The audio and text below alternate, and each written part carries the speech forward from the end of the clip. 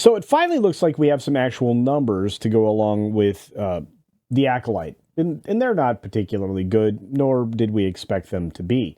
I have a feeling that in the very near future, Disney's going to try to hide everything they can from investors because this show is not a step in the right direction. I would argue that nothing they've done in quite a long time has been a step in the right direction, but that's, I guess, obvious, at least to you and me. But when it comes to something as simple as doing a good Star Wars show, you would think that it would be simple, easy. George already gave them some ideas of a direction to go, but of course they ignored all of that, and we end up with a successive decline of shows and show quality. And no matter what you think about Andor, I still think it's fairly weak as a product, and outside of a couple of weird images that we got over that particular show, there was nothing particularly compelling about it. And now we're all the way down to the Tumblr mindset with 13-year-old fan fiction being featured as a show. And while the Darth Thirst Trap scheme seems to be working for a certain segment of the audience, the viewership is terrible. And now we have some more data. In fact, we have a lot of data, and this comes courtesy of someone who gathers data. Now it's known, also known as Mac on X, or Twitter if you prefer. And look, when you know things, you appreciate them. So thank you, Mac, and thank you for checking out beachpunk.us. Of course, I had to do my own plug for my own merchandise store, which is expanding offerings on the daily. And we're going to start moving some things out of the store. So there's something that you appreciate and you visit beachpunk.us, you might want to pick it up because it may not be there for much longer. But let's jump into some of these numbers because, hey, that's the whole point of this video.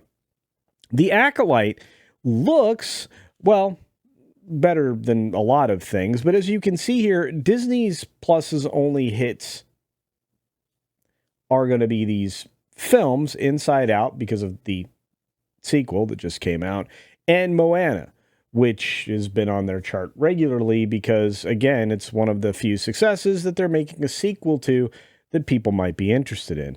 Otherwise, well, outside of Dune Part 2, it's pretty much Netflix for films.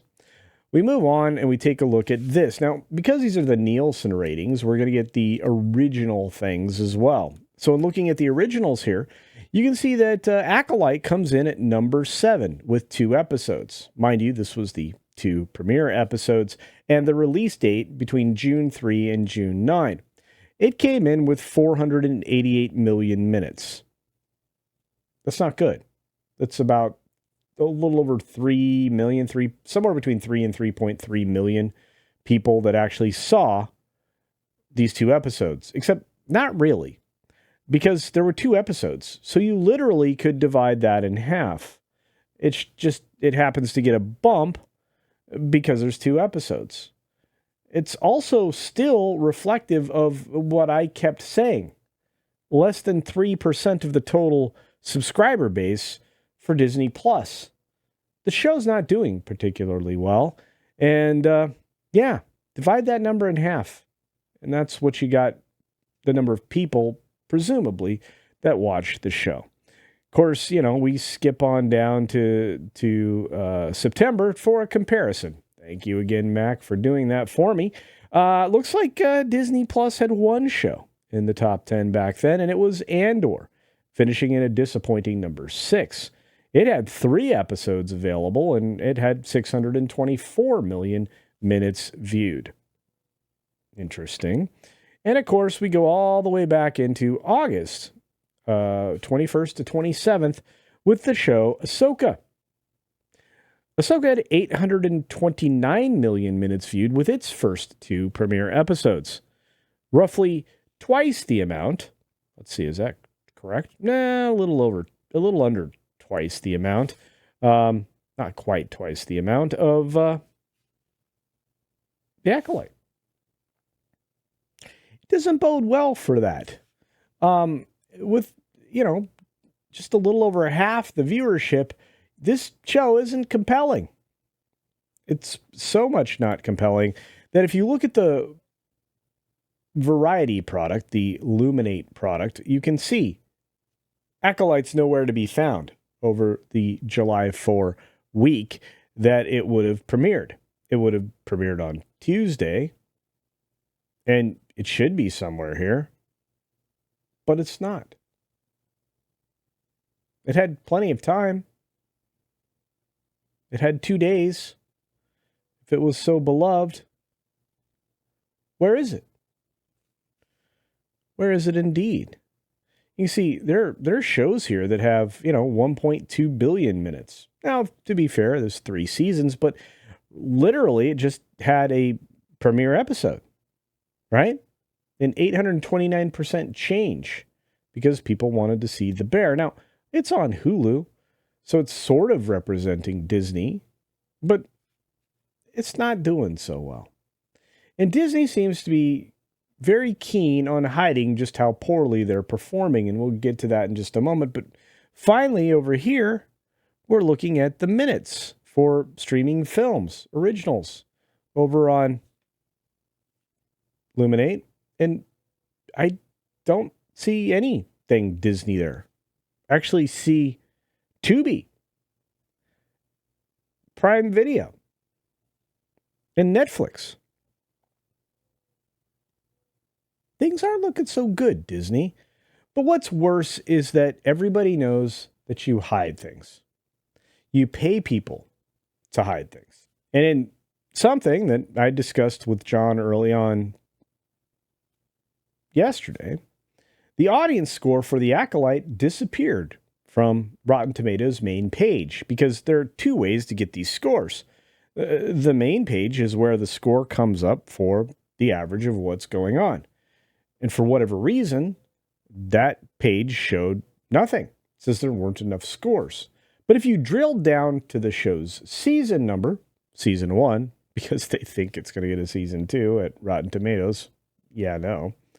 Well, the score shows up again, still at 14%.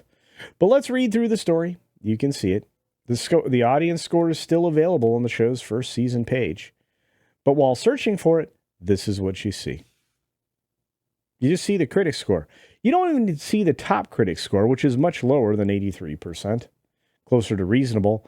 But how they got that number, I still don't understand, because to me, a 6 point whatever is not 70%. It's 63% or whatever it happens to be when you drill down. There are 25,000 plus reviews on The Acolyte.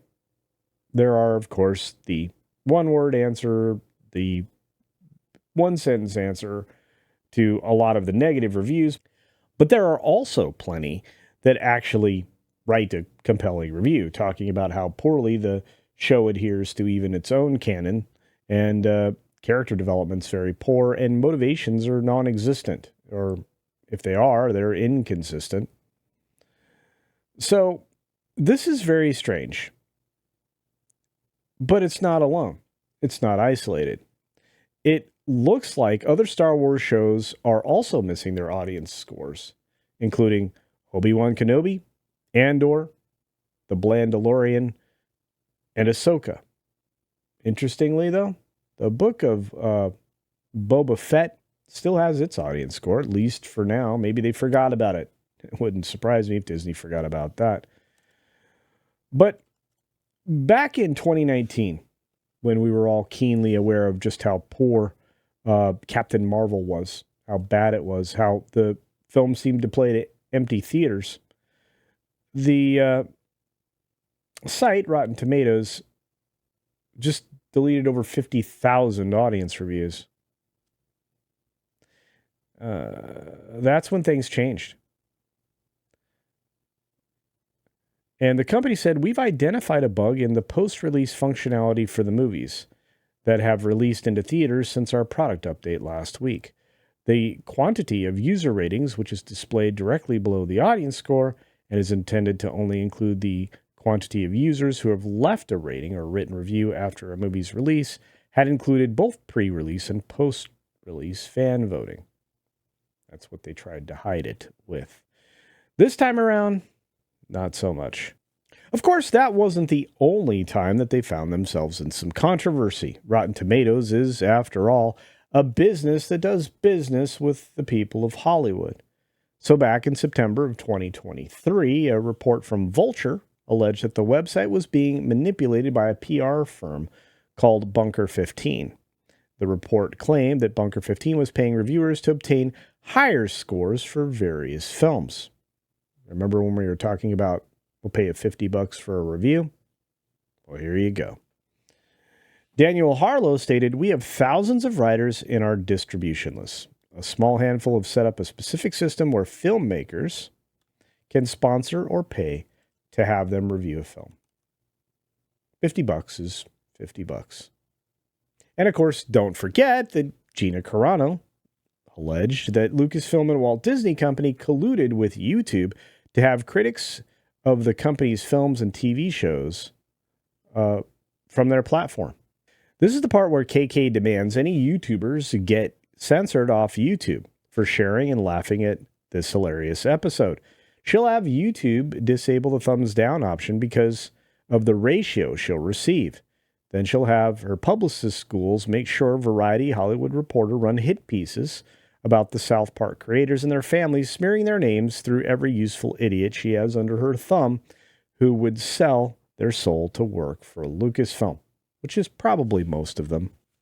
So I guess it's not surprising that in light of the incredibly poor performance of The Acolyte, Disney pulls out their book of dirty tricks and has, well, Rotten Tomatoes, well, do their dirty tricks, which they're very good and practiced at. Anyway, what do you make of this? What do you make of the numbers for The Acolyte? Do you believe that the performance of the show is so poor that it essentially justifies the 14% rating on Rotten Tomatoes? And if so, why did Rotten Tomatoes remove the 14% score from the main page and yet leave the critics' score up? Probably because it casts the show in a better light. But if given opportunity to understand what the fans think, I don't think people would choose to watch The Acolyte. Let me know what you think down in the comments section below. And if you'd like to add your thoughts on, well, all the other dirty tricks that have been played by Lucasfilm and Disney over the years, let me know your thoughts on that as well. On that note, be sure to take care of yourself, take care of others, and until next time, see ya.